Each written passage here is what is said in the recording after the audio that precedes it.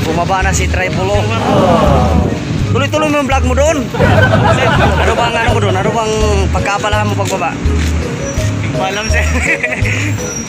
Mga ano, mga manghuli ng baki. Yan eh. Ano mo? Hindi ka na si ka-tripod. Pagka, kuhan, si kabaki ka na. Ang biyahe mo ngayon ay Mariveles to Manila. Opo sir. Bus. Opo, bus yung sakyan natin. Tapos pagdating ng Maynila, Doon ako mag-i-stay muna kay Chief Engineer po. ay Chief Engineer, sa bahay ni Chief Engineer. Tapos ang biyahe mo niyan ay Manila to Davao. Opo, pagka... Aeroplano. Opo. Hello mga fitness. Nandito pa rin tayo ngayon sa Seafront Shipyard dito sa Mariveles, Bataan. At sa hapong ito ay may kasamahan ako na oiler, taong makina na magtatapos ng kanyang kontrata. Ito ay si Tripolo TV. Hapon siyang aalis dito sa Mariveles, Bataan kasi may issue ngayon sa parting Maynila. Ayaw magpadaan sa EDSA, yung MDE ba yun?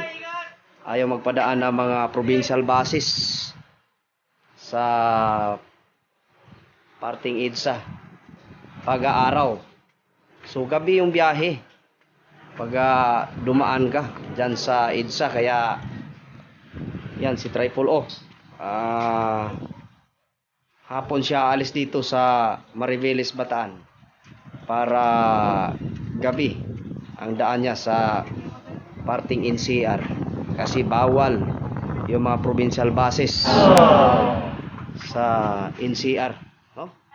At tayo naman dahil hapon ngayon, diskanso muna tayo. Bili tayo ng mga suka at sa mga tuyo, mga mantika, so arrange mo sa labas kasama itong mga iilang tropa at kasabay na rin si oiler Tripolo magsa-signing off na sa kanyang pagtatapos ng kanyang kontrata. Standby muna ito ako sa bahay ni Chief Engineer at ito ay lilipad papuntang Davao bukas siguro ng hapon. Grabe. Mag-aalas 5 na ng hapon. Pero yung araw sobrang sakit pa rin sa balat, no? Sige lang, tuloy-tuloy lang ang ating paglalakad papunta palabas doon sa gate ng shipyard na ito. Ito si Tripolo, mga fitness. Ayan, ito yung ating oiler na kasamahan na uuwi na ng Davao kasi finish contract na siya. At kasama ko itong kanyang official, si engineer, naka-asol. At saka itong naka-sombrero, naka-gray, nasa likuran ko. Ano yan? Engine cadet, no? Kaditi yan doon sa engine department. Ito naman si Chief Engineer, no? Yan, punta kaming labas.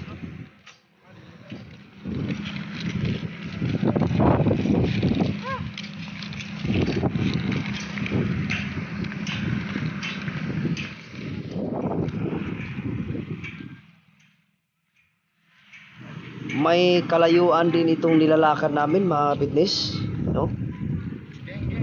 Dito sa loob ng Seafront Shipyard dito sa Mariveles, Bataan. Yan, medyo maalikabok itong lugar na ito. Tulad ng sinabi ko kanina, tirik pa rin ang araw kahit na mag-alas 5 na.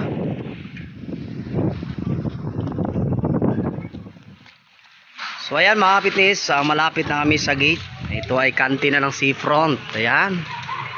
Ito yung kantina ng Seafront. Ayan. So yun yung tatlong kasama na magmimerienda sa labas kasabay ng pag-uwi ni Tripolo. Ito naman si Tripolo sa tabi ko. Gandang hapon po sa inyo. Fitness. Ano nangyari Tripolo? Contract na po sir. Uwi muna tayo. At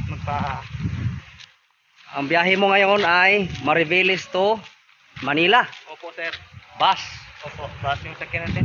Tapos pagdating ng Maynila, Doon ako mag-isti muna kay Chief Engineer po.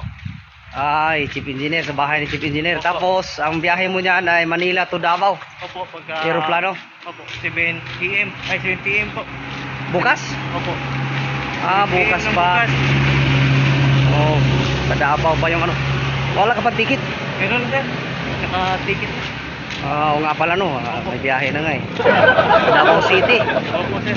Davao City yung... Shout sa mga Davao City. Yan. Shout out sa mga Davao City. Davao City. So ayan mga fitness. Bumaba na si Tripolo. Over out. Tuloy-tuloy mo yung vlog mo doon. Opo sir. Ano bang ano mo doon? Ano bang pagkabalahan mo pagbaba? Hindi ko alam sir. Mga ano, manghuli ng baki. Yan eh. Ano mo?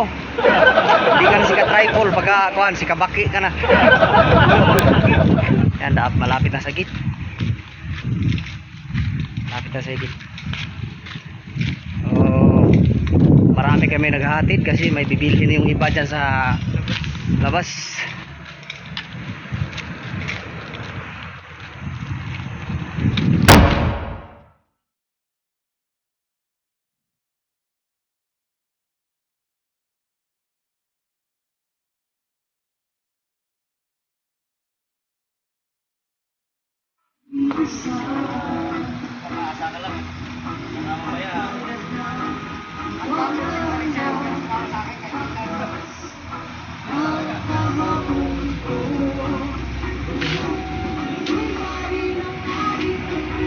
Yan si Tripolo mga fitness.